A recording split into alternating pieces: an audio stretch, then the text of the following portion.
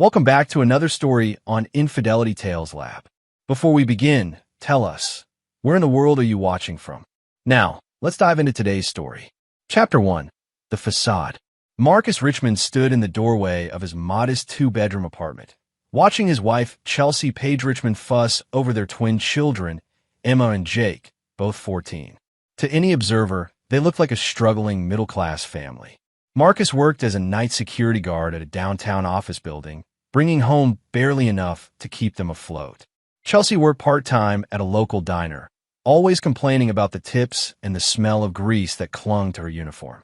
What Chelsea didn't know, what nobody knew, was that Marcus Richmond was a ghost. For 15 years, Marcus had operated under deep cover as part of an elite private military contractor group called Phantom Solutions. His real name wasn't even Marcus Richmond.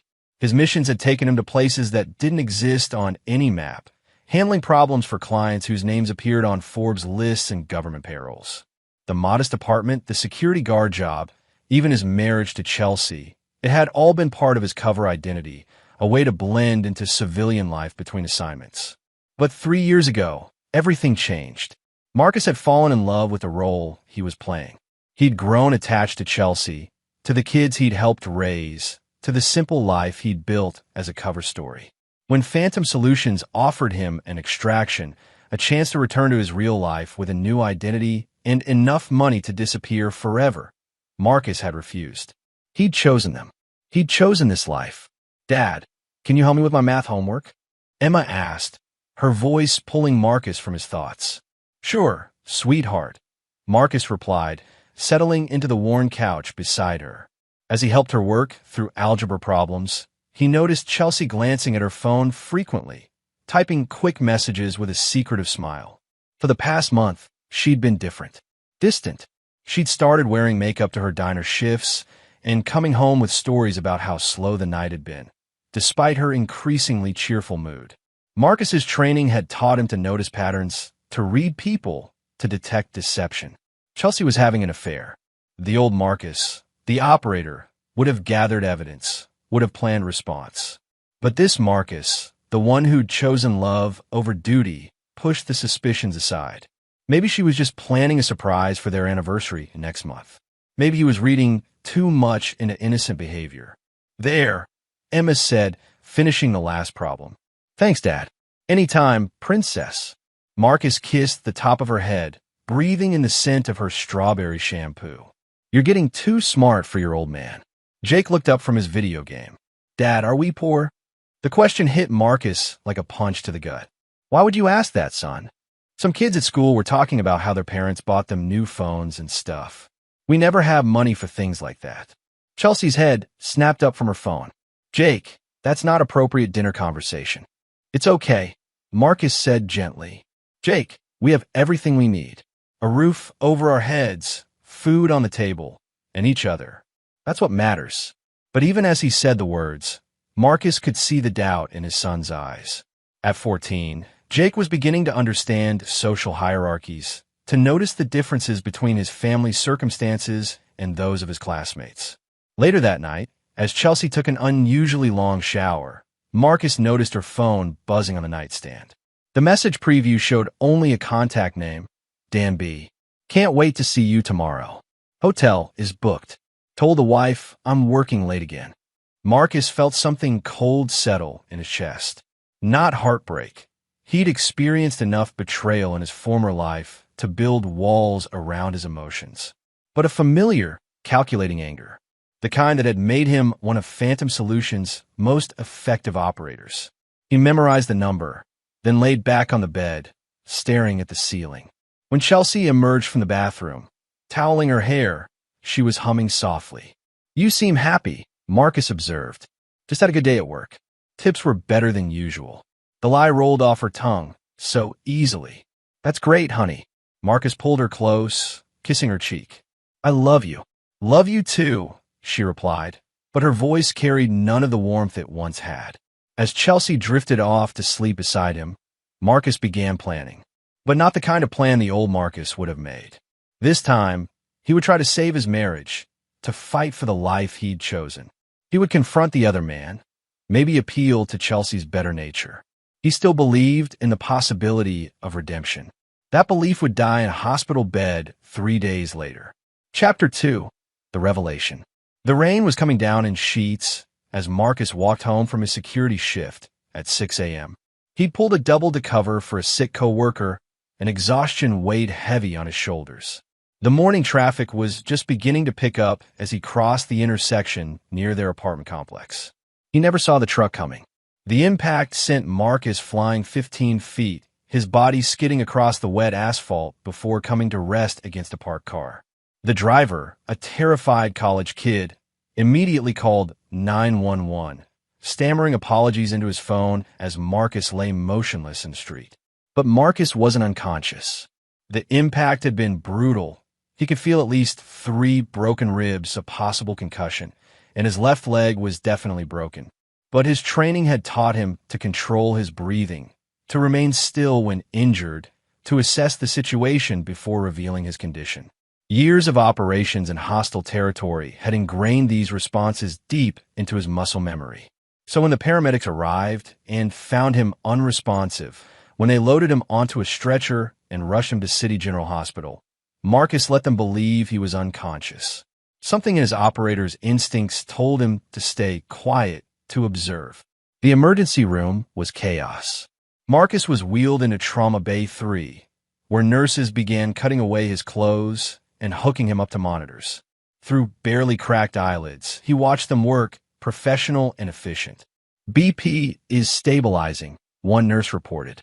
Possible internal bleeding, definitely some broken bones. He's lucky to be alive. That's when Marcus heard familiar voices in the hallway outside the trauma bay. Absolutely unconscious, Mrs. Richmond. The impact was severe. We're still running tests, but he's not responding to stimuli. How long before we know if he'll wake up? Chelsea's voice, but with an edge Marcus had never heard before. These things are unpredictable. Could be hours, could be days. Head trauma is always complicated. Through the gap in the curtain, Marcus could see Chelsea standing with the twins. She was holding Emma's hand, but her expression wasn't one of a worried wife. She looked calculating. Kids, why don't you go get something from the vending machines? Chelsea handed them some bills. Take your time. Once Emma and Jake were gone, Chelsea's entire demeanor shifted. She pulled out her phone and made a call. Dan? Yeah, it's me. No, he's unconscious. The doctors don't know when he'll wake up. A pause. What do you mean? What do I mean? This is it. This is our chance. Marcus felt ice water flow through his veins. I don't know how long we have, but the doctor said it could be days. Maybe longer. We can clean out the apartment tonight. Take everything. Another pause. Yes, the kids too. They'll be better off anyway. The conversation continued for another few minutes, but Marcus had heard enough. Chelsea was planning to abandon him, thinking he might never wake up. But it got worse. When the twins returned, Chelsea had composed herself back into the role of the concerned wife. But her next words shattered any remaining illusions Marcus had about his family. Listen carefully, she told Emma and Jake in a low voice. Your father, he's not the man we thought he was. What do you mean, Mom? Emma asked, confused. He's a broke, useless dreamer. Always talking about how things would get better, but look where we are. Look at this place. Chelsea gestured around the hospital. This is where his big dreams got him. Mom, that's mean? Jake protested. Dad's hurt. Your dad is a loser, Jake. And now we can finally start a new life with your second dad. Chelsea's voice was cold, matter of fact. Dan has been taking care of us for months. He has money, a real job, a nice house. We can have everything we deserve. Marcus's heart shattered as he watched his children's faces. Emma started crying softly, while Jake just stared at his mother in shock. But what about Dad? Emma whispered. Your dad made his choices. We're making ours. Chelsea checked her phone. Dan's already started moving our important things to his place. Tonight, when visiting hours are over, we're going to pack up the rest and leave. We're just going to leave him here. Jake's voice cracked. He'll be fine. The hospital will take care of him. And if he wakes up, Chelsea shrugged. Well, maybe he'll finally understand that some people are meant for better things. The next hour was torture for Marcus. He watched through slitted eyes as Chelsea performed for the nurses, playing the worried wife while texting constantly with her lover. The twins sat in uncomfortable silence, processing their mother's brutal revelations. When visiting hours ended, they left. Chelsea's final words to the nurse were, "Please call if there's any change. We'll be at home." But Marcus knew they wouldn't be at home. They would be packing up his life, stealing what little money they had in their joint account, and moving in with Dan Bass, a man whose name Marcus had memorized from Chelsea's phone 3 nights ago. As the hospital settled into its evening quiet, Marcus carefully opened his eyes fully for the first time. A young nurse, Miriam Goodwin, according to her name tag, was checking his monitors. "How long have you been awake?" she asked softly. Marcus tried to speak, found his throat dry. "Water." Miriam quickly got him some iced chips. "I saw you move your eyes during visiting hours. How much did you hear?" "Everything." The word came out as a croak. Miriam's face was sympathetic but professional. "I'm sorry. I couldn't help but overhear some of what your wife said." "That was brutal," Marcus finished. "She's right about one thing, though. I'm not the man they think I am." "What do you mean?" Marcus looked at the nurse, really looked at her. She was young, maybe mid-20s, with kind eyes and a genuine concern that seemed rare these days. On her arm was a small tattoo, a phoenix rising from flames. "You military?" Marcus asked. Miriam nodded. "Army medic. 2 tours in Afghanistan." "You?" Marcus pulled back the hospital gown to reveal his own tattoo, a skull wrapped in barbed wire with the letters PS underneath. It was the mark of Phantom Solutions, invisible to civilians but unmistakable to those in the know. Miriam's eyes widened. "Phantom Solutions? I thought you guys were a myth."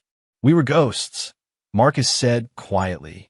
"I was a ghost, until I chose to become Marcus Richmond, security guard and family man. And now," Marcus stared at the ceiling, feeling the last vestiges of the man he'd tried to become crumble away. Now Marcus Richmond is dead. And ghosts don't forgive. Chapter 3, The Awakening. Miriam Goodwin had seen her share of broken men during her tours in Afghanistan, but there was something different about the patient in bed 3.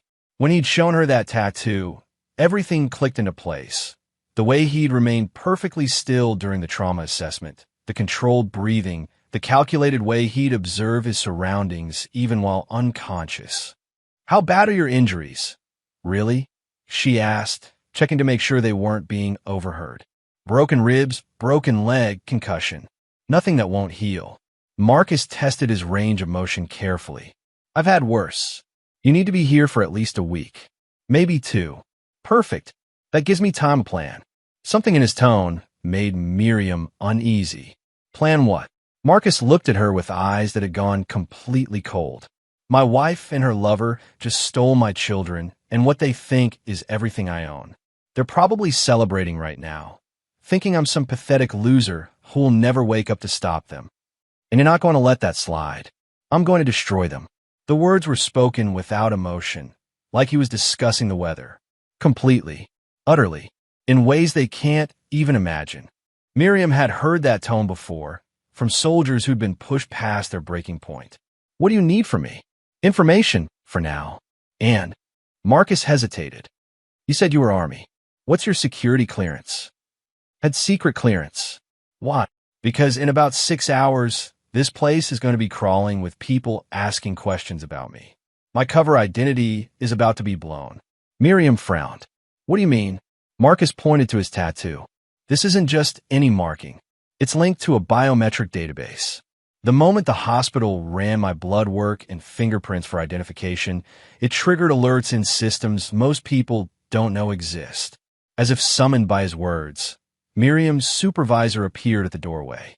"Goodwin, we need to talk." She stepped outside, and Marcus could hear hushed, urgent conversation. When she returned, her face was pale. "The FBI is sending agents. Something about your identity being flagged in a federal database. They'll be here within the hour. Right on schedule." Marcus seemed completely unconcerned. "Here's what's going to happen. The agents will be from a task force that doesn't officially exist.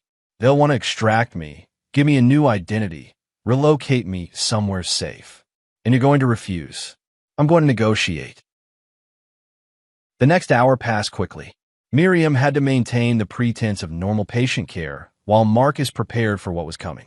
True to his prediction, two agents arrived, a woman in her 40s with steel gray hair and a younger man who looked like he'd stepped out of a recruitment poster. "Mr. Richmond," the woman said, "or would you prefer we use your real name?" "Marcus will do fine. And you are?" "Agent Dale Kenny, FBI. This is Agent Eric McMahon. We understand you've had an accident. Among other things." Marcus gestured to his broken leg. "I assume you're here about the biometric flag. Your cover identity was compromised the moment you entered the federal medical database. There are people looking for you, Mr. Richmond. People who don't have your best interests at heart. People from my former life. Among others. We're prepared to offer you full extraction, new identity, relocation, financial support. You just need to come with us." Marcus was quiet for a long moment. "I have a better offer." Agent Kenny raised an eyebrow. "I'm listening. I want back in. Full reinstatement to Phantom Solutions, access to resources, operational support." "That's impossible. You've been out of the game for 3 years. Your psychological profile has nothing to do with my operational capabilities." Marcus's voice hardened. "You came here because my identity was blown, but it wasn't blown by accident." The two agents exchanged glances. "Explain." "Someone ran my biometrics through the system deliberately. Someone who wanted you to find me, which means someone knows exactly who and where I am." Agent McMahon leaned forward. "You think this was targeted?" "I think my accident wasn't an accident at all." Marcus had been piecing it together since the agents arrived. "The timing is too convenient. The driver was a college kid, probably paid to be in exactly the right place at the right time.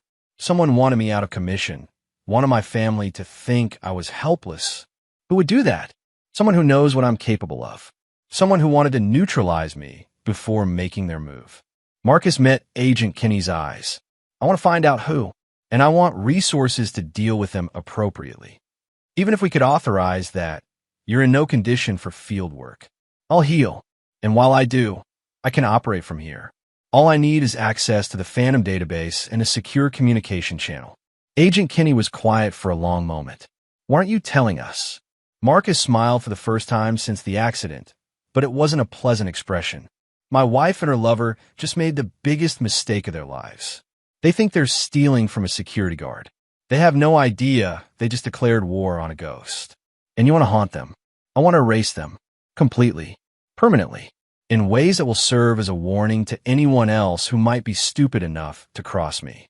The room was silent for several minutes. Finally, Agent Kenny nodded. "We'll need to discuss this with our superiors. But, unofficially, if what you're saying is true, if someone deliberately blew your cover, then Phantom Solutions has a security breach to investigate. And I'm the perfect person to investigate it. From a hospital bed." Marcus's smile widened. "You'd be surprised what a ghost can accomplish from the shadows." After the agents left, promising to return with an answer within 24 hours, Miriam returned to check on him. "You're really going to do this?" she said. It wasn't a question. They made it personal. They involved my children. And worst of all, Marcus's expression grew dark. "They underestimated me. What happens when they realize their mistake? By then, it'll be too late. Ghosts don't give warnings, Miriam. We just make people disappear." That night, as Marcus lay in his hospital bed planning his return to a world he'd tried to leave behind, his phone began ringing. The caller ID showed Chelsea's number. The first call came at 11 p.m., then another at 11:15. By midnight, his phone showed 23 missed calls and 15 voicemails. Marcus smiled in the darkness and turned off his phone without listening to a single message. The ghost was awake, and he was hungry. Chapter 4. The Resurrection. Agent Dale Kenny returned the next morning with a tablet computer and a face that revealed nothing. Marcus had been awake since 4 a.m., planning and thinking, his mind operating with the cold precision he'd thought he'd left behind forever. "Your reinstatement has been approved," Kenny said without preamble. "Provisional status, reporting directly to me. Your cover story remains intact. To everyone else, you're still Marcus Richmond, security guard." "What changed their minds?" "We ran a background check on your wife's boyfriend, Dan Bass. Turns out he's been busy." Kenny activated the tablet. showing Marcus a series of photographs. Daniel Lawrence Bass, 34, works as an assistant manager at Pinnacle Construction. Divorced, one child he doesn't see. Gambling problem that puts him about $60,000 in debt to some very unpleasant people. Marcus studied the photos. Dan was average height, soft around the middle, with thinning hair and the look of a man who'd never been tested by real adversity. Not exactly criminal mastermind material. No, but he's desperate, and desperate people do stupid things. Like agreeing to help neutralize a Phantom Solutions operative in exchange for a clean slate with his creditors. The pieces clicked into place. Someone paid off his debts in exchange for information about me. We think so. The timing is too clean. Bass starts his affair with your wife exactly 6 months ago. The same time his debt mysteriously disappears. Your accident happens 3 days after your cover identity starts showing activity in federal databases. Someone's been watching me, testing my security protocols, and you were too busy playing house to notice. Kenny's tone was disapproving, but not entirely unsympathetic. Marcus absorbed this without defensiveness. It was true. He'd let his guard down, allowed emotion to cloud his operational judgment. It was a mistake he wouldn't make again. What do we know about who's pulling Bass's strings? Still working on that. But we have a lead. Bass received a cash payment of $75,000 2 weeks ago, deposited into a Cayman Islands account under a corporate shell. Untraceable. For now. But money leaves footprints, even when people try to hide it. We'll find the source. Marcus nodded, already thinking 3 steps ahead. I need to know everything about Bass.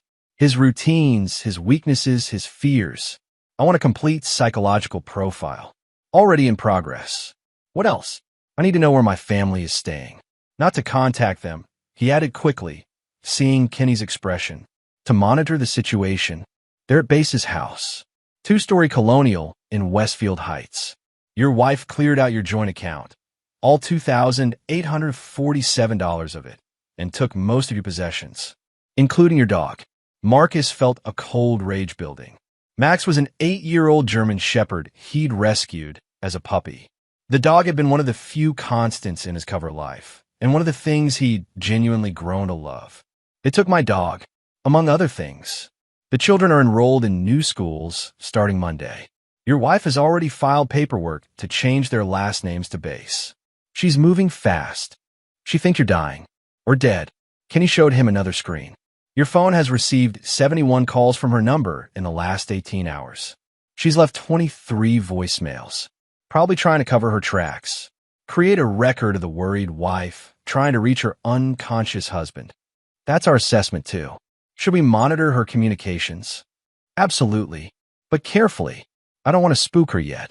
Kenny made notes on the tablet. What's your operational objective? Marcus was quiet for a long moment, staring out the hospital window at the city beyond. When he spoke, his voice was utterly without warmth. Total destruction. I want Bass ruined. Financially, socially, psychologically. I want my wife to understand exactly what she threw away, and then I want to take everything she thinks she's gained. I want them both to know they destroyed their lives the moment they decided to betray me. And your children are old enough to have made their choice. They went along with abandoning their father for a better lifestyle. They'll live with the consequences. That's harsh. That's realistic. I try to be the loving father, the devoted husband. It got me a hospital bed and a knife in the back. Marcus met Kenny's eyes. I'm done being Marcus Richmond, family man. From now on, I'm exactly what I always was. A weapon. What do you need to get started?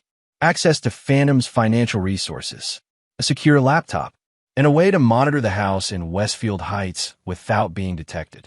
The surveillance can be arranged. How much financial access are we talking about? Enough to make some very expensive problems disappear, and enough to create some new ones for the right people.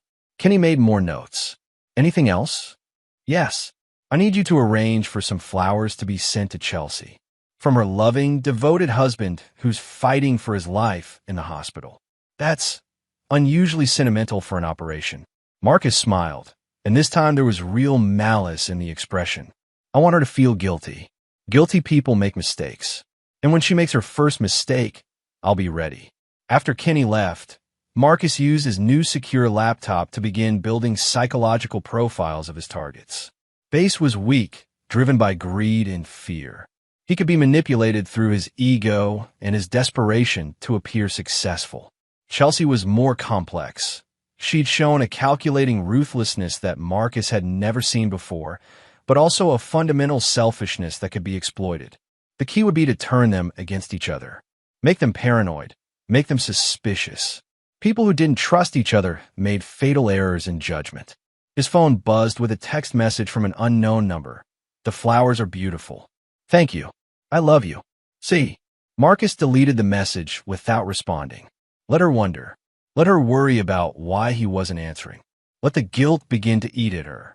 He opened a new file on his laptop and began typing. Operation Ghost Protocol. Phase 1. Psychological Warfare. Objective: isolate targets from support systems and establish doubt regarding their security and safety. Primary targets: Chelsea Paige Richmond, Daniel Base. Secondary targets: Emma Richmond, Jake Richmond, monitoring only, no direct action.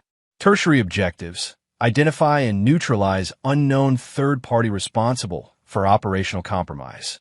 As he worked, Marcus felt the familiar cold focus settling over him. The part of him that had loved Chelsea, that had wanted to be a father to Emma and Jake, was being carefully sealed away. What remained was the operator, calculating, patient, and absolutely without mercy. They'd awaken a ghost. Now, they would learn what ghosts did to the living. Chapter 5. The Hunt Begins. 3 days after his resurrection as an operative, Marcus was transferred to a private room with enhanced security features. To any observer, he was simply a patient recovering from serious injuries. In reality, his room had become a command center. Agent Eric McMahon arrived that morning with surveillance reports and a grim expression. "We've been monitoring the house in Westfield Heights," he said, spreading photos across Marcus's hospital table. "Your family has settled in quickly." Too quickly. Marcus studied the images. Chelsea and the twins moving boxes, Base grilling in the backyard, all of them laughing and looking remarkably comfortable for people who'd supposedly just fled a tragic situation. How long did it take her to stop wearing her wedding ring? Marcus asked. 12 hours after she left the hospital. We have photos of her throwing it in a dumpster behind Base's office building. Marcus felt nothing. The emotional Marcus Richmond, who would have been devastated by that image, was gone, replaced by the operational mind that saw it simply as intelligence data. What about Base's financial situation? That's where it gets interesting. McMahon produced another set of documents. The $75,000 payment we traced? It wasn't the only one. Base has been receiving regular payments for the past 8 months. Small amounts, $500 to $1,000, deposited into various accounts. Payment for surveillance on me. That's our working theory. Someone's been building a file on Marcus Richmond for almost a year. Show me Base's psychological profile. McMahon handed over a thick folder. Marcus read through it quickly, his trained mind absorbing and categorizing the information. Daniel Base was a textbook example of middle-aged desperation. Divorced, financially struggling, watching younger colleagues advance while he stagnated. He had a history of gambling, minor fraud, and using women for financial support. He's a user, Marcus concluded. Classic narcissistic personality with sociopathic tendencies. He doesn't love Chelsea. He sees her as a convenient solution to his problems. And your wife is about to learn exactly what kind of man she's chosen over me. Marcus opened his laptop and began typing orders. Within hours, several things would happen simultaneously. Base's creditors, the dangerous ones he thought had been paid off, would receive anonymous tips about his new address and improved living situation. The IRS would receive an anonymous report about unreported income. His ex-wife would receive copies of photos showing him living with another woman and her children. But most importantly, Base would begin receiving gifts. "I want you to arrange for deliveries to the house," Marcus told McMahon. Expensive deliveries. Cases of wine, luxury food items, electronics. All paid for with untraceable cash. All with gift cards reading, "Thanks for a job well done." You want to make him paranoid. I want to make him terrified. Base is a small-time player who thinks he's hit the big leagues. When expensive gifts start showing up with cryptic messages, he's going to assume his mysterious benefactor is checking up on him. And when he gets paranoid, he'll start making mistakes, demanding answers from people who might not want to give them, asking questions that will expose the larger operation. While McMahon arranged the deliveries, Marcus focused on Chelsea. She was the more dangerous of the two, smarter, more calculating, more capable of long-term planning. But she had vulnerabilities. Her social media profiles revealed a woman obsessed with image and status. She'd already begun posting photos of her new life, careful not to include Base directly, but showing off the upgraded circumstances. New clothes, fancy restaurants, a lifestyle that was dramatically better than what she'd had with Marcus. Marcus began creating fake social media accounts, carefully building networks of mutual friends and local connections. Then he began commenting on Chelsea's posts, always supportive, always encouraging, but with subtle questions. Wow, things have really improved for you lately. How did you manage such a quick turnaround? Your husband must be doing so much better to afford all this. Is he out of the hospital yet? The kids look so happy in their new school. Was it hard for them to leave their father behind? Each comment was designed to make her followers ask questions, to plant seeds of doubt about her story. Marcus knew that Chelsea had been telling people her husband was still unconscious, that she was staying with a friend while she waited for him to recover. The cognitive dissonance between that story and her obvious improvement in circumstances would create pressure. By evening, Marcus had one more surprise arranged. A florist would deliver another bouquet to the house, but this time with a different message, to Chelsea and Dan, wishing you both exactly what you deserve. A concerned friend. That night, Marcus's secure phone rang. Agent Kenny's voice was tight with concern. We have a problem. Base received a visitor this afternoon. Someone who doesn't appear in any of our databases. Describe them. Male, approximately 40, well-dressed, drove a car with diplomatic plates. Our surveillance team couldn't get close enough for detailed photos. How long was he there? 20 minutes. Base looked shaken when he left. Marcus processed this information. Someone higher up the food chain was getting nervous about the operation. The anonymous gifts, the social media pressure, the mysterious flowers, his psychological warfare was having the intended effect. Increase surveillance. I want to know every person who goes in or out of that house. Marcus, Kenny's voice carried a warning. If there are diplomatic plates involved, this operation could have international implications. We might need to pull back. No. Marcus's voice was absolute. They made this personal when they targeted my family. I don't care who's pulling the strings. I'm going to cut them all. After ending the call, Marcus opened a new file on his laptop. The psychological pressure campaign was working, but it was time to escalate. Phase 2 would be more direct, more personal, and infinitely more dangerous. He began typing operational orders that would have terrified the Marcus Richmond who'd been lying in this hospital bed a week ago. But that man was dead. What remained was something much more dangerous. A ghost with unlimited resources and absolutely nothing left to lose. Outside his window, the city lights twinkled like stars. Somewhere out there, Chelsea and Base were probably settling down for the night, feeling secure in their new life together. They had no idea that their world was about to collapse around them. Marcus smiled in the darkness and continued planning their destruction. Chapter 6. The Trap. 2 weeks after the accident, Marcus was discharged from the hospital. His leg was in a walking cast, his ribs were still tender, but he was mobile enough for what came next.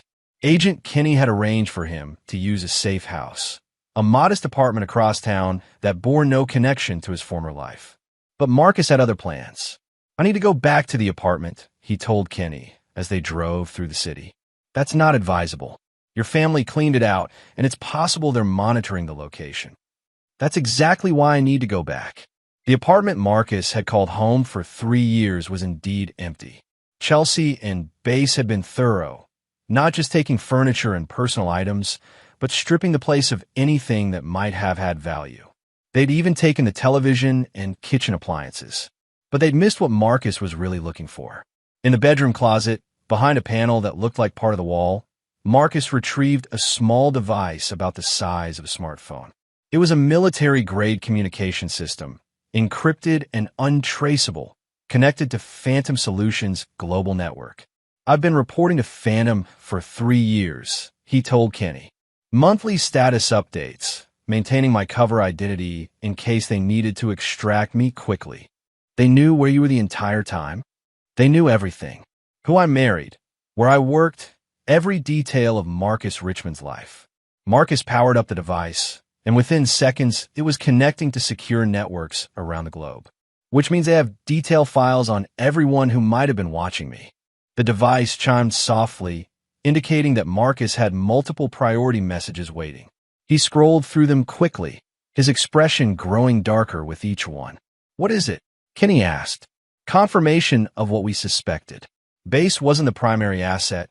He was just a convenient tool. The real operative has been someone much closer to me."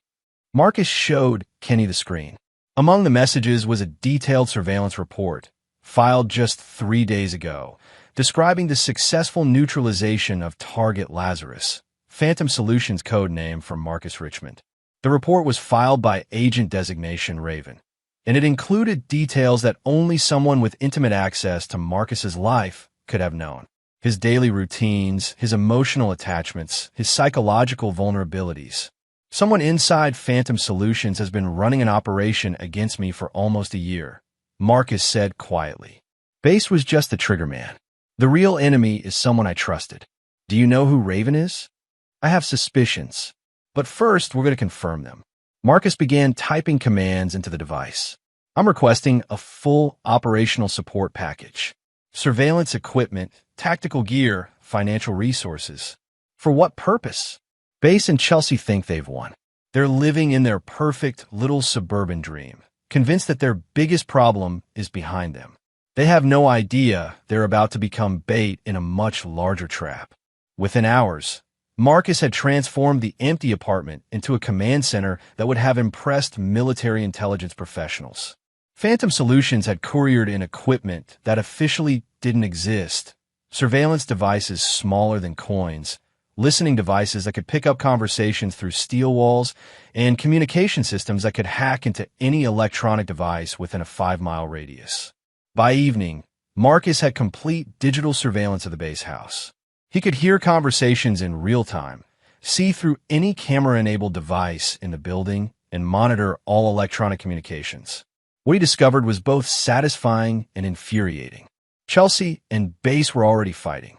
"Can't keep spending money like this, Dan. Where's it all coming from?" "I told you, it's bonus payments from the construction project. Big companies pay well for discretion." "What kind of discretion requires $75,000? "The kind that bought us this house, bought your kids new schools, bought you that jewelry you're wearing. Don't ask questions about things that benefit you."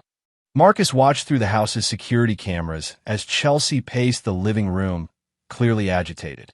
The mysterious gifts he'd been sending were having their intended effect, creating suspicion and paranoia. "And what about these deliveries? The wine, the electronics, the weird thank you notes. Probably just corporate gifts. Companies do that. Companies don't send bottles of wine that cost $500 each, Dan. Someone knows what you did." Base's face went pale. "Keep your voice down. The kids might hear." "The kids are asking questions too. Emma wants to know why we haven't heard anything from the hospital about Marcus. Jake keeps asking when we're going to visit his father. Tell them he's still unconscious." "For 3 weeks? Dan, what if he wakes up? What if he remembers what happened?" Marcus leaned forward, interested in Base's response. "He's not going to wake up," Base said quietly. "The people I work with, they're thorough. Marcus Richmond's accident was just the beginning." Chelsea stopped pacing. "What do you mean, just the beginning? I mean, if he does wake up, if he becomes a problem, it'll be handled permanently." The room was silent for several long moments. Then Chelsea asked the question Marcus had been waiting for. "Who are these people, Dan? Who's really paying you?" Base looked around nervously, as if he could sense the invisible eyes watching him. "People you don't want to meet. People who could make us disappear if we become inconvenient." "You're scaring me." "Good. You should be scared. We took their money, we did their job, and now we keep our mouths shut and enjoy the benefits. That's the deal. And if Marcus wakes up and starts asking questions, then we hope our friends are as efficient at cleanup as they were at setup. Marcus turned off the audio feed and sat back in his chair. Bass had just confessed to conspiracy in an attempted murder, and he confirmed that there were other players involved, people dangerous enough to eliminate witnesses if necessary. More importantly, Bass was terrified, which meant he could be pressured into making mistakes. Marcus opened a new communication channel and began typing instructions to Agent Kenny. Tomorrow, Bass would receive a visit from someone claiming to represent his mysterious employers.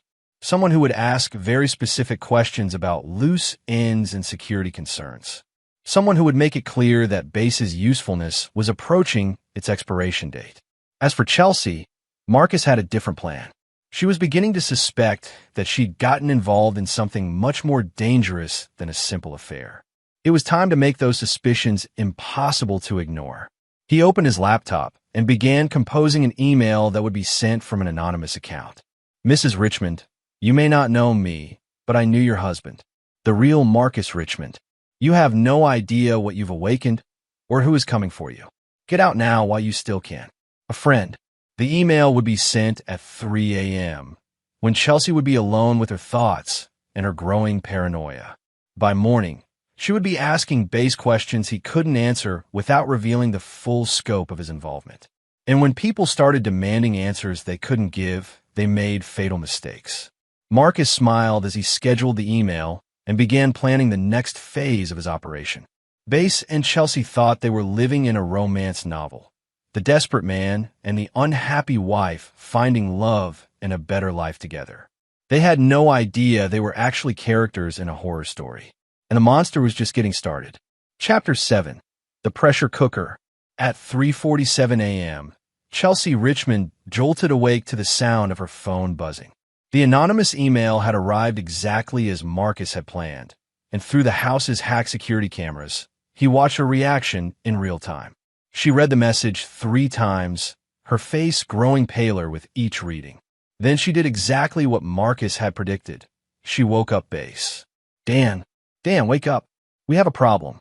Bass groggily read the email, and Marcus watched satisfaction as the man's face went through a range of emotions. Confusion, fear, and finally anger.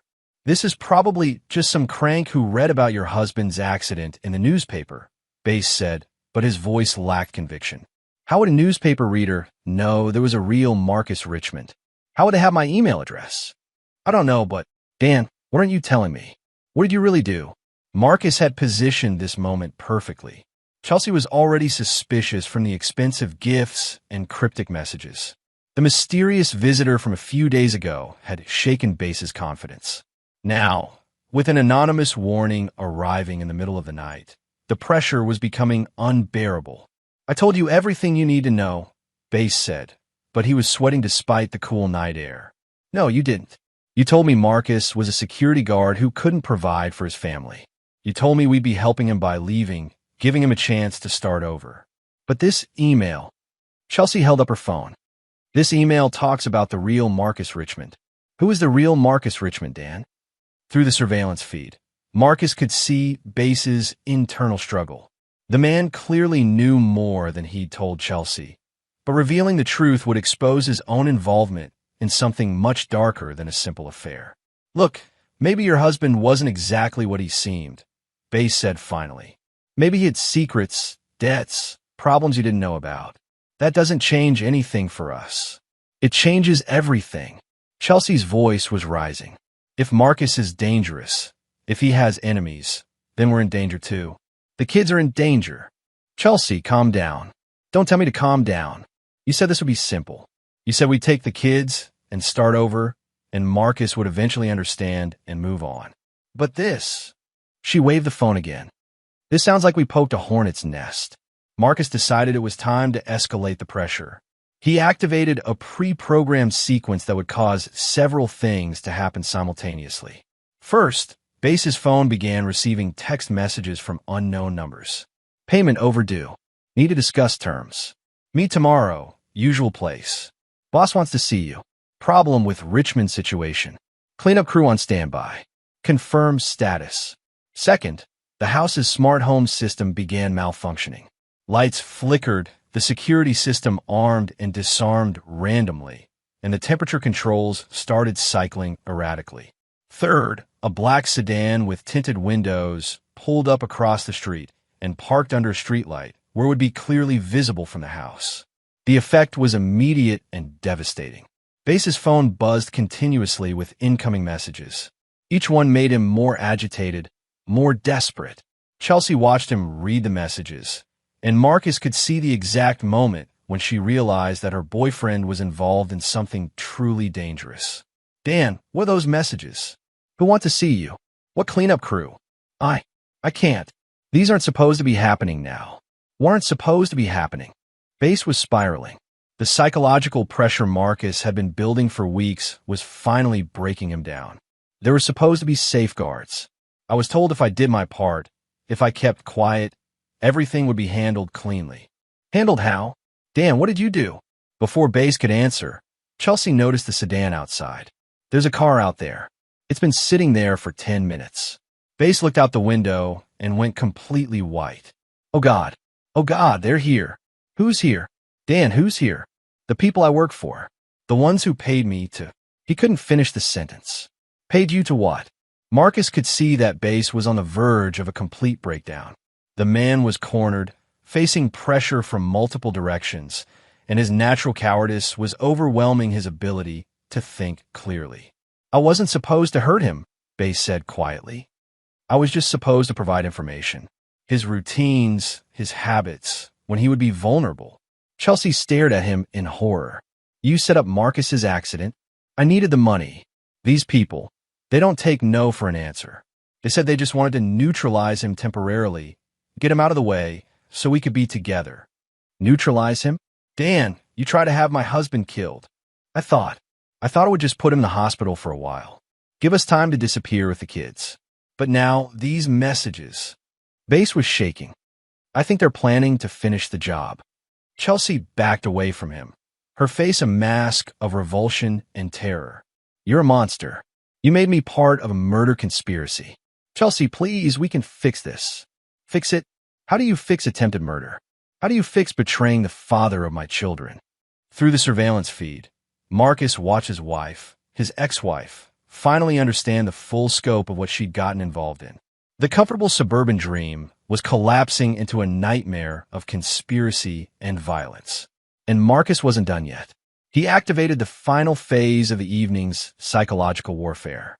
The black sedan's driver got out and began walking toward the house, moving with the purposeful stride of someone conducting official business. Inside the house, Base saw the approaching figure and panicked completely. We have to run. Right now. Pack whatever you can carry, and we leave through the back door. I'm not going anywhere with you. Chelsea shouted. You lied to me about everything. If you stay here, you're dead. These people don't leave witnesses. Then maybe I should call the police. The police can't protect you from these people. No one can.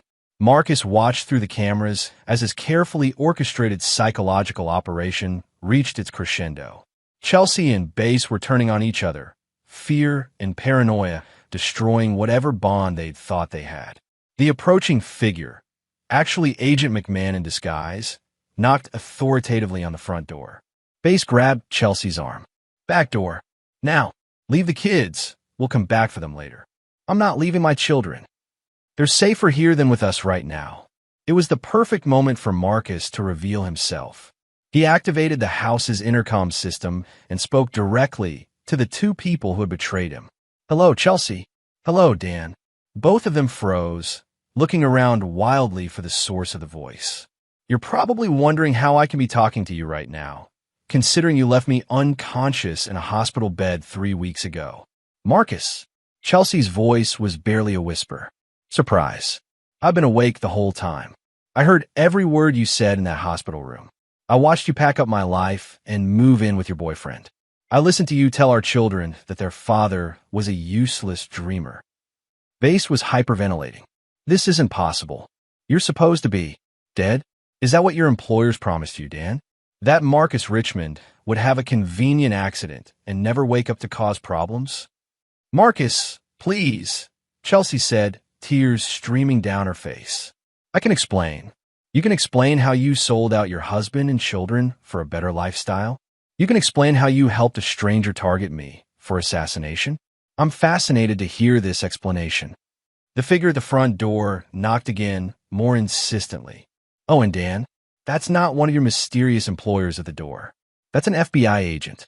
You see, attempting to murder a federal operative is a very serious crime, especially when that operative has been awake and recording everything for weeks. Bass collapsed into a chair, the fight going out of him completely. Marcus, Chelsea said desperately, I didn't know. I swear I didn't know Dan was involved in anything like this. I thought we were just leaving you for a better life. You thought you were abandoning an unconscious man who might never wake up. You thought you were stealing from someone who couldn't stop you. You thought a lot of things, Chelsea, but you never thought about the consequences. What do you want? She whispered. Marcus smiled, though they couldn't see him. I want you to understand that this is just the beginning. Everything you thought you'd gained, I'm going to take it away. Everyone you thought you could trust, they're going to betray you the same way you betrayed me. And when you have nothing left, when you're completely alone and broken, I want you to remember that this all started because you chose greed over love. The knocking at the door had stopped. Marcus knew that McMahon was positioning himself to enter the house if necessary. The FBI is going to arrest Dan for conspiracy and attempted murder. You're going to lose this house, this lifestyle, everything you thought you'd won. And our children. Marcus's voice grew cold. Our children are going to learn exactly what kind of people their mother chose over their father. Marcus, please. My name isn't Marcus. Chelsea. Marcus Richmond was a cover identity, a role I played for 3 years because I thought I'd found something worth protecting. But Marcus Richmond is dead. You killed him in that hospital room. Then who are you? I'm someone you should have never crossed. I'm someone who doesn't forgive. And I'm someone who always collects his debts. The house fell silent except for Chelsea's quiet sobbing. Marcus ended the transmission and leaned back in his chair. Phase 3 was complete. Bass would be arrested within the next few minutes, and Chelsea would spend the rest of the night understanding that her comfortable new life had been built on a foundation of lies and violence. But this was still just the beginning. Marcus had much bigger plans for both of them, and for whoever had been pulling their strings. Chapter 8, The Reckoning. Agent McMahon entered the Bass house with backup, finding Chelsea Richmond sobbing on the living room floor and Dan Bass catatonic in an armchair, staring at nothing. Neither of them resisted arrest. Bass because he'd finally understood the scope of what he'd gotten involved in, and Chelsea because she was in shock. Marcus watched the arrest through his surveillance feed with cold satisfaction. But the real prize wasn't Bass or even Chelsea. It was the information Bass would provide once he understood his situation. 2 hours later, Marcus was in a federal holding facility, sitting across from Dan Bass in an interrogation room. Bass looked like he'd aged 10 years in the past few hours. His hands shook as he reached for the coffee Agent Kenny had provided. Hello, Dan, Marcus said quietly. Bass couldn't meet his eyes. I thought you were dead. A lot of people seem to have thought that. I'm curious about who told you that would be the case. I can't. They'll kill me. Marcus leaned forward slightly. Dan, look at me. Reluctantly, Bass raised his eyes. The people who hired you, they were planning to kill you anyway. You were always a loose end, always a liability. The only reason you're still breathing is because you're in federal custody. You don't understand. These people, they have reach. They have connections. So do I. The difference is my connections want to keep me alive. Yours want you dead. Marcus opened a folder and spread several photographs across the table. Do you know what these are? Bass looked at the photos and went pale. They showed him meeting with various people over the past months. People whose faces had been digitally enhanced to show their true identities. We know about every contact you've had with your handlers, Marcus continued. We know about every payment, every instruction, every dead drop. What we don't know is who's at the top of the food chain. I never met anyone important, just middle management types. But someone gave the orders. Someone wanted Marcus Richmond neutralized specifically. This wasn't random. This was targeted. Bass was sweating heavily now. All I know is that someone was willing to pay a lot of money to have you taken out of the picture. They said you were dangerous, that you were a threat to national security. And you believe them? I needed the money. My debts, my ex-wife, the child support. I was drowning. When they offered to clear everything and pay me on top of it, I didn't ask too many questions.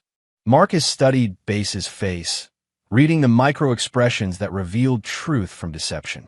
The man was telling the truth about his limited knowledge, but there was something else. What aren't you telling me, Dan? There was something they said about you, about your real identity. What about it? They said Marcus Richmond wasn't your real name. They said you were someone important, someone with access to sensitive information. They made it sound like you were a traitor. Marcus felt a cold realization settling over him. This wasn't just about eliminating an inconvenient operative. Someone had marked him as a security risk, possibly a double agent. Did they mention Phantom Solutions? Base's eyes widened. How do you know that name? Answer the question. They said you were a rogue agent from something called Phantom Solutions. They said you'd gone native, compromised your mission by getting too attached to your cover identity. The pieces were falling into place. Someone within Phantom Solutions had decided that Marcus Richmond had become a liability. Not because he'd blown his cover, but because he'd chosen to make his cover identity real. Who was your primary contact? A woman. Mid-40s, professional-looking. She said to call her Raven.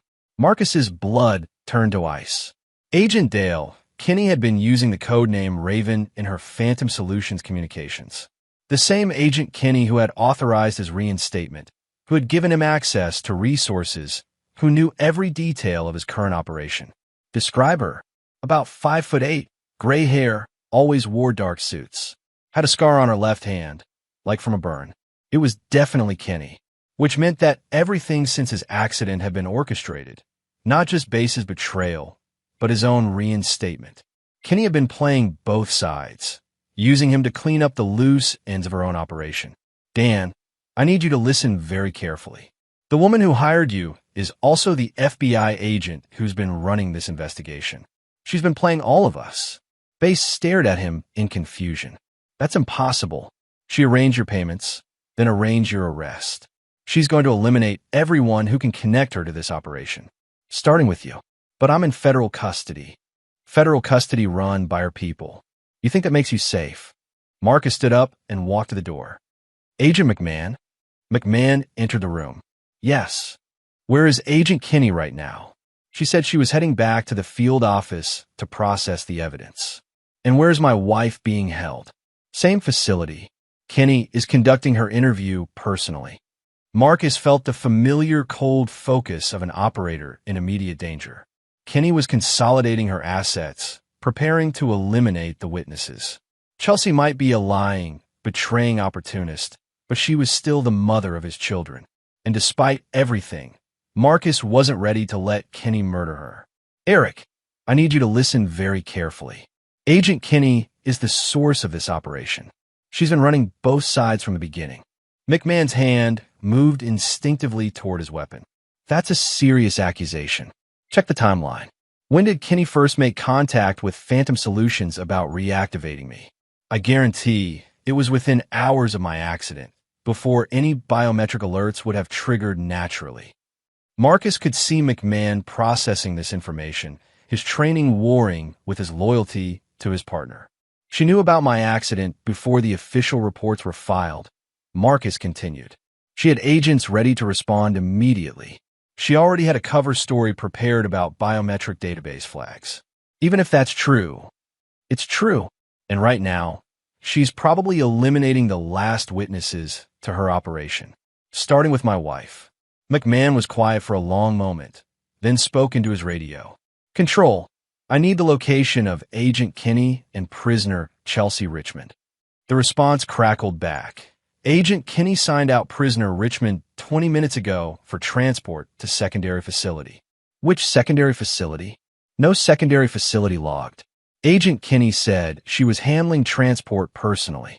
Marcus and McMahon looked at each other across the interrogation table. She's going to kill her, Base said quietly, just like she's going to kill me. Marcus was already moving. Eric, how fast can you get me out of here? You're not going anywhere. You're a material witness. I'm the only person who can stop Kenny before she completes her cleanup operation.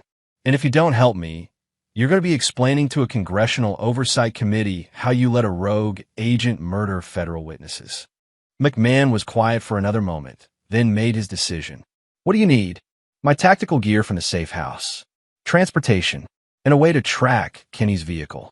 That's way outside protocol. Agent McMahon, Marcus said quietly, I've been playing by the rules for 3 years. Following protocol, trusting the system, and look where it got me. Marcus moved to the window and looked out at the city lights. Somewhere out there, Agent Dale Kenny was preparing to murder his wife to cover up her own crimes. The ghost was done playing by anyone's rules but his own.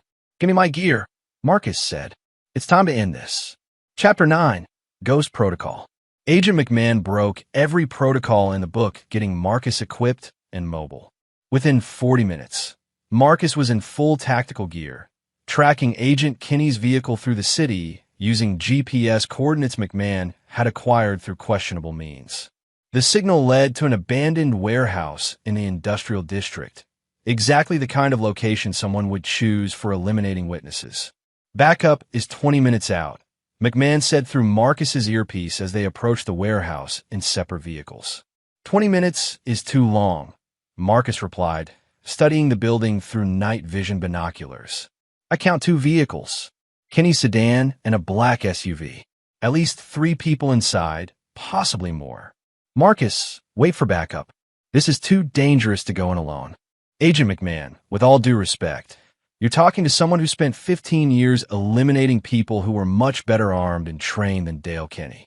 Marcus checked his weapons, a suppressed pistol, tactical knife, and various non-lethal options. He was no longer thinking like Marcus Richmond, the security guard of Family Man. He was operating purely as the Weapon Phantom Solutions had trained him to be. I'm going in. Maintain radio silence unless I request assistance. Marcus approached the warehouse using techniques he'd perfected in dozens of similar operations. The building had multiple entry points, but only one that wouldn't trigger immediate detection, a maintenance hatch on the roof that connected to the building's ventilation system. Within minutes, Marcus was inside the warehouse, moving silently through the ductwork until he could observe the main floor. The scene below confirmed his worst fears. Agent Dale Kenny stood over Chelsea, who was bound to a chair in the center of the warehouse floor. 2 other operatives flanked the area, professionals based on their positioning and equipment. They weren't FBI agents. They were private contractors, probably from the same organization that had originally hired Base. Mrs. Richmond, Kenny was saying, I want you to understand that this isn't personal. You're simply a loose end that needs to be tied up. Chelsea's face was streaked with tears, but her voice was steady. My children are going to ask questions. People will notice I'm missing. Your children think you ran away with your boyfriend.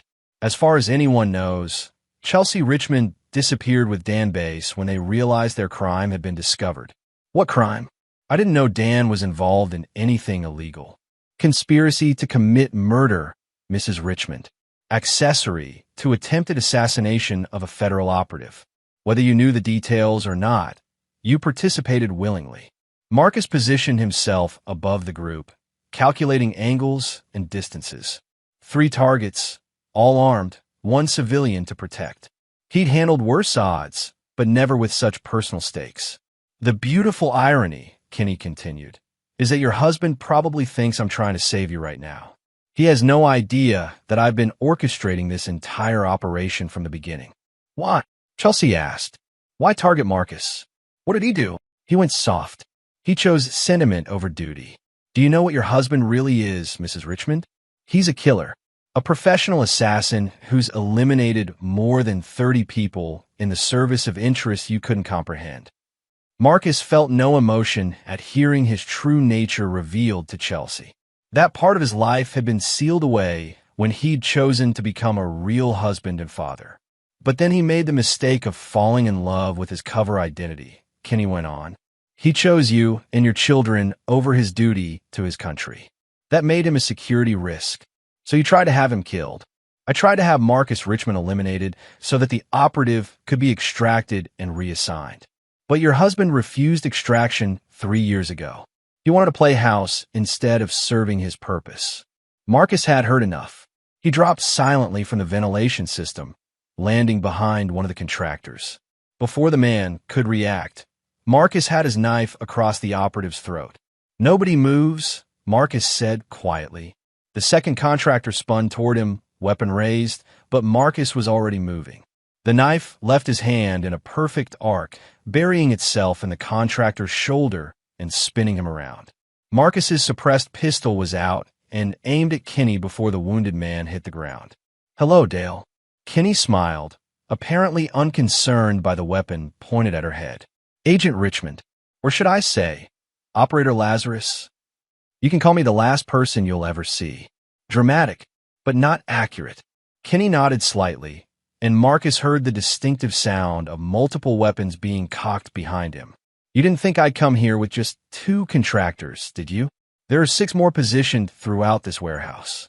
All of them have clear shots at your wife." Marcus didn't turn around. His training had taught him to assess threats without losing focus on primary targets. "Even if that's true, you'll still be dead before they can fire. And then they'll kill your wife. Is that really the outcome you want?" Marcus was quiet for a moment, running scenarios. Then he smiled. "Dale, you made the same mistake everyone else has made in the past month. Which is, you assumed I still cared about Chelsea Richmond." The confusion on Kenny's face was genuine. "Of course you care. You came here to save her. I came here to eliminate you. Chelsea is just incidental." Marcus's tone was utterly cold, completely without emotion. "You see, when my wife abandoned me in that hospital bed, when she told our children I was a useless dreamer, when she stole everything I'd built and ran off with her boyfriend, she stopped being someone I loved." Chelsea's eyes widened in horror as she realized what Marcus was saying. She became just another target, another loose end, another problem to be solved. "You're bluffing," Kenny said, but there was uncertainty in her voice now. "Am I? 3 weeks ago, maybe. But the Marcus Richmond who would have died to save his family died in that hospital room. What you're facing now is exactly what Phantom Solutions trained me to be, a weapon without conscience or mercy." Marcus shifted his aim slightly, pointing his weapon at Chelsea instead of Kenny. "So here's what's going to happen, Dale. You're going to call off your contractors and surrender, or I'm going to kill my wife myself, eliminating your leverage and leaving me free to hunt down every single person involved in this operation." "Marcus, no!" Chelsea screamed. "Please, I'm sorry. I didn't know." "You knew enough," Marcus said without looking at her. "You knew you were betraying someone who loved you. You knew you were abandoning someone who was helpless. You knew you were choosing greed over loyalty." He turned back to Kenny. "Your choice, Dale. Surrender, or watch me remove your advantage and then come for you." Kenny stared at him for a long moment, trying to read whether he was bluffing. What she saw in his eyes made her decision for her. "Stand down," she called to her hidden operatives. "All units, stand down." "Good choice." Marcus kept his weapon trained on Chelsea as he spoke into his earpiece. "Agent McMahon, I need that backup now. Multiple suspects in custody. Already en route. 2 minutes out." Marcus finally looked directly at Chelsea, seeing his wife, his ex-wife, clearly for the first time since the hospital. "Marcus," she whispered, "please. I know I made mistakes, but you made choices," Marcus corrected. "And choices have consequences. What about Emma and Jake? They're your children too." Emma and Jake chose their side when they went along with abandoning their father. They're old enough to understand loyalty and betrayal. They chose betrayal. They're just kids. They're teenagers who knew exactly what they were doing, just like their mother. The sound of vehicles approaching echoed through the warehouse. Backup was arriving, along with federal prosecutors who would ensure that everyone involved in the conspiracy faced appropriate consequences. Marcus holstered his weapon as armed agents swarmed the warehouse, taking Kenny and her contractors into custody. "What happens now?" Chelsea asked as they placed her in handcuffs. Marcus looked at her one final time, and his expression was completely without warmth or recognition. "Now you disappear. All of you. Bass will spend the rest of his life in federal prison.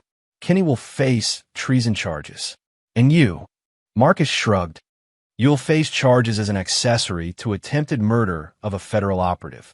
But the kids, The kids will learn that actions have consequences, that loyalty matters, that some betrayals can never be forgiven. As the agents led Chelsea away, she called back desperately, "Marcus, please. I love you." Marcus didn't respond. He stood in the empty warehouse, surrounded by the aftermath of an operation that had cost him everything he'd thought he wanted. Agent McMahon approached him carefully. "You okay?" "I'm exactly what I've always been," Marcus replied. "I just forgot for a while. What's next for you?" Marcus looked around the warehouse one final time, then walked toward the exit.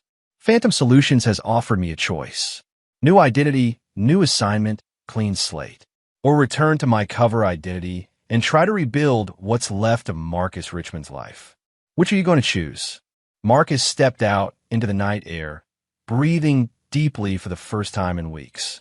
Marcus Richmond was a weakness, a liability, a ghost who forgot he was supposed to be dead.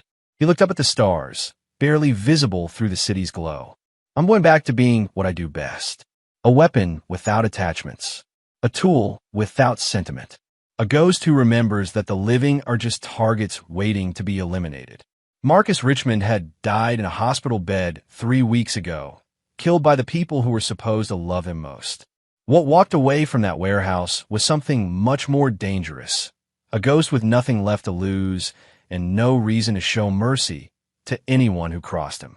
The living had betrayed him for the last time. And there you have it. Another story comes to an end. What did you think? I'd love to hear your thoughts in the comments below.